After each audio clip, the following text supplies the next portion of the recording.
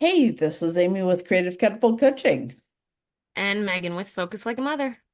and we're here talking about how what started looking like a calm and organized week has devolved for both of us into chaos may not be quite the right word, but how those unexpected changes are throwing us both through a loop. Yes, yeah, things that unexpected changes, perceived interruptions, um, or just more demands than usual. Yeah, and for me, it's a lot of looking at sleep and the impact on my executive function after having a meeting that I've kind of been surprisingly stressed over the outcome. It went totally fine, but now my brain just feels completely jumbled. And so the whole organization and strategy I had for my day and my week, I just can't get my head wrapped around. So executive function going sideways is interesting how you have to try and cope with it when it comes up. Yeah, and I think mine is a stack of a couple different things, but um, lots of executive function requirements over the weekend, lots of peopling, and social demands and uh going different places, go like just lots of things going on because I had to travel for something for work, um, and be very peoply all weekend. And then today it's just a lot of different things came up with our house that it's like, oh, different, service people or contract people. And so then it's almost like a little bit of the waiting mode, except for you don't actually know when they're coming. So it's like, well, I'm waiting for someone to come fix such and such, but I don't know when they're coming. So it's like, I don't want to get too involved in anything because, somebody's gonna come ring the doorbell. Um, That's almost but worse than waiting mode. I went through like a full day of waiting mode for a class that I've missed several times for a variety of reasons. And so I couldn't even really get myself to do much yesterday. It finally cooled off enough that I was like, oh, I'm going to go paddleboarding. Oh, wait, I've got to be here for this class at 4 p.m. And really, it unlocks a series of other classes. So I have to do this one before I can do any of the others. So it's kind of like it was still choice, but it was definitely have to. And I've missed it before. And it's like, I need to do this. I need to get moving on this series of classes. yeah, so it's just a stack up of lots of different things. So for me, being aware that okay, if I have to people a lot, then like yesterday after, and it was a lot of long driving, so driving is a little monotonous. Um, Yay for audiobooks to keep the brain entertained because otherwise, yeah. But so yesterday it was like conscious, like, well, I know like I don't want to people and whatnot. But then today it was like looking at my calendar last night, it's like, okay, tomorrow I don't have, I can just do like independent work. I don't have too many things. And I got an email from Amy because we didn't have this on the calendar for us to call each other. And it's like, oh, yeah, I forgot about that. Yeah, we can do that tomorrow. So I'm like, okay, now I have to people again tomorrow. Oh, and by the way, all these different contractors are apparently stopping by to fix different things. I'm like, oh, I mean, don't really have to talk to them much, but that's still just more combination of peopling and waiting mode or like unknowns. Right. Um, so it's just that executive function and then that energy to balance all those different things. And then having the awareness of knowing, okay, hey, I need to stack my schedule differently or pick up a different task. So, like last night, I could have done work, but instead I sat and intentionally sat and crocheted or did like while I was watching my TV show or something so that it wasn't like I need to get my brain to turn off for a little bit. Right. So that's my world. Yeah. Well, next weekend, I've got a birthday party for a friend that I have to drive 45 minutes for, assuming traffic is not horrible, which is debatable in the summer. The day after that, I've got a birthday party that I'm organizing for my parents. There are a lot of birthdays this month. That being said, so those things are already on my radar of big need to do commitments. And for some reason, my brain is far more stressed over them than is logically reasonable to me. I've also got a whole bunch of classes. Now that I unlock this first one, I'm determined to finish up this segment of the course by the end of July. So I've got at least 3 classes this week. I just had a planning meeting with somebody to host a seminar in September. And so it's a bunch of stuff I've been waiting for. And my brain has just kind of decided to turn to mush. And I've got a couple other projects that I feel a sense of urgency to get moving today. And it's really the only major block of time I've got. And I'm like, how am I going to manage this and kind of get through it? Mm-hmm. Probably what I need to do is, go for a walk and then take a 20-minute nap and see if I can flip gears.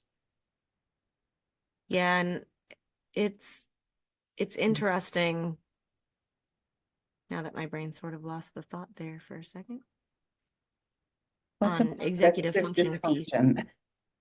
Yeah, there it goes. Oh, that's what it was it's interesting that we've both mentioned like our own self-awareness of like, hey, I can tell if I have, this birthday party or these events, or like it's not that I don't like doing the people-y things. It's just that I am now starting to be aware, oh, hey, there's like a recovery period from being people-y. So um, it's not that I don't want to do it, but having that awareness, I know I have things where I can realize sort of after the fact that my executive dysfunction or executive function is a little more dysfunctional than normal? Are Uh-huh. there things that come up for you that you're like, oh, yeah, today's going to be interesting? One of my examples is like, I've gotten to my networking meeting before. I've done this a couple times where I've forgotten something or multiple things. One week I didn't have my watch on or my phone. So I had like no way of telling the time because there's no clock hanging up. And my friend who's at the networking meeting was like, "Oh, Megan, another week it was like I went to get coffee afterwards with someone and didn't have my wallet. Luckily, Apple Pay, yay, because I had my phone that time. But those are days that I'm like, oh, hey, my executive function is being a little extra dysfunctional today, because my usual checks and balances for getting out the door seemed to have failed. And I've had a couple of those since getting back from my trip yesterday. Are do any things come up for you when things are a little more? Mine, I can usually tell when I wake up, and then I probably pre-anticipate it being bad because I can feel when I'm tired and my brain just feels like it's going, but there's like sand in the gears or grit, and nothing I do will kind of pull me out of it. This week, I think is more anticipation. And if my energy is on and good, this is a totally manageable week. But also recognizing that the way a lot of things fell, if I get too far off track, this week could be miserable, even though it's a bunch of stuff I want to do. By the time Friday afternoon rolls around, I've got a fair chunk of time to recover before, seeing people I dearly love over the weekend. But if I'm not careful, I'm going to end up really stressing myself out and then being more stressed because I can't maintain hitting my own expectations, which is a whole other level of executive function dysfunction. Mm. When it comes up in public or social scenarios, how do you, I guess one of my common things to say is, oh, I just haven't had my coffee yet. When I'm like, oops. Uh yeah. I think mine is I just say I'm tired. Yeah, it's like, well, I can kind of tell why this is. It may have nothing to do with me actually being physically tired. It's just that my brain is not uh doing all the things that it needs to be doing, or it just can't at the moment.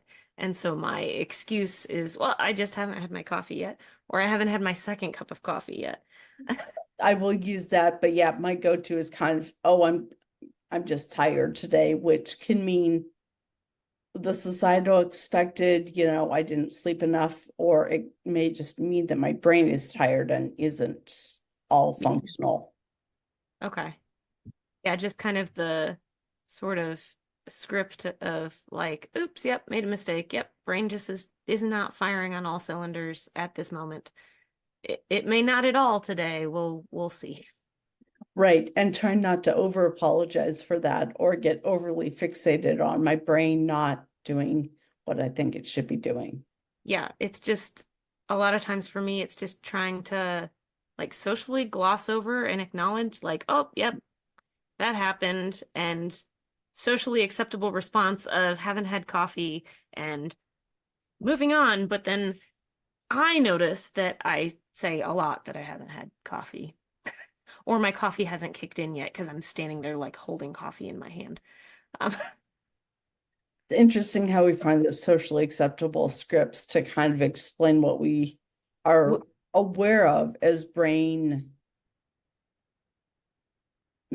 malfunctions is a bit harsh of a word, but like that's what we'd misfires. like to. But yeah, Yeah. But yeah, I feel like it's a script of like it's common enough that they're generally, oh, yep, no further questions. It's like moving on in the conversation. Yeah. well, and I think it's, yes, everybody has those, but executive dysfunction, we're more aware of them because we have so many of them and have been corrected for them most of our lives. Mm. So, I mean, yeah, everybody forgets stuff. What finally led to my ADHD diagnosis was it dawning on me that not everybody went back to their desk 7 or 8 times every day when leaving because you left your lunch and then you left your sunglasses and then you left, maybe it wasn't 7 or 8, but it was like a substantial number. And as I started checking with other people, realizing that, yeah, people did that, but I Mm. did it a whole lot more and to a Mm. whole greater extent, it'd be 2 or 3 times back almost every day at least. And dawning on me that that wasn't the way other people operated. Yeah, I think I noticed more, obviously noticed more when it became kind of a running joke with me and my husband when I was pregnant the first time. Um, we would sing to the tune of Head, Shoulders, Knees, and Toes. Um, it was like wallet, keys, sunglasses, phone. As you're like walking out the door, like, do you have all of these things? I probably need to re-implement that song before I leave the house. Um, but yeah, it's a lot. It's very noticeable even in people that didn't aren't used to having executive dysfunction prior to pregnancy and postpartum. Um, but like losing stuff, yeah, that happens a lot. Yeah. Well, and again, we all have found a lot of coping mechanisms, especially, or well, we try to find coping mechanisms, sometimes intentionally, sometimes we just happen into them, but having a name for it is executive dysfunction and knowing that I could come up with strategies was kind of an eye opener. And then realizing that other people don't do it as instinctively, apparently, as I do, which is fine. But that's part of my strategic problem solving that I like. And strategically problem solving how to get through this week is, something that I'll do. I'll make it. I'll be fine. and, it'll move on. And my anxiety usually makes things feel more catastrophic than they truly are. Yeah, that's what I was going to ask, was how strategic problem solving was going to fit into this week for the, again, not chaos, but just more unplanned demands than usual. Well, and actually a lot of mine are planned, but that Or just um more more demands in plans. general. But yeah, a lot of it was strategic up until then, and for now it's just kind of looking at stuff and going, what tools do I have? Do I need to take a break and realizing, if I don't nail all of these 2 hour, attendance things with perfect comprehension, that's fine. I've ticked the box. One of my favorite acronyms, good enough, move on. Chemo. Mm. And that's just, kind of where it is week over week. If I find I'm in this position a lot, I'll probably end up having to look at, doing some high level rebalancing of my commitments to all the things. Hmm. How will you get through your recovery to best support your brain? We will see for me, it's unplanned demands or just unknowns. So once we kind of move past some of those, then we have planned demands starting about the middle of the week, and our whole uh, schedule is about to change because school is um, where I live. Schools are going to be going back into session, and my oldest is just about old enough to. We'll be going to some preschool programming, and so our whole routines are going to change. So I'm kind of stacking into like this week is a little more chaotic.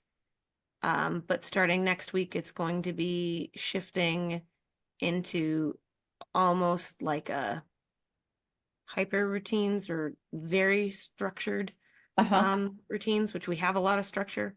Um, so I think that's part of the struggle with today is that our structure has a lot of unknowns thrown into it.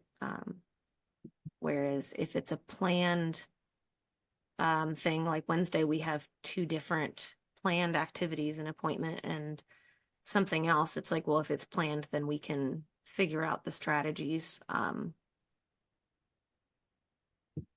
So yeah. And as for recovering from just all of the thinking, it's sort of a twofold because it was a work trip. And so lots of fun ideas and thoughts and like, my brain is kind of really excited about a lot of things. So I have to sort of balance, try to find some focus time where I can just sit and capture that and get it out of my brain. Um, and then use that as the recovery to then move on. So kind of sitting with the positive energy, but doing it in a space where I'm, you know, very comfortable by myself or in my, happy spot of, um, one of my working spaces in my house or whatever, spaces where I like to just sit with my laptop and work. Um, but kind of using that as like, okay, I'm just going to sit with it and then be ready to move on.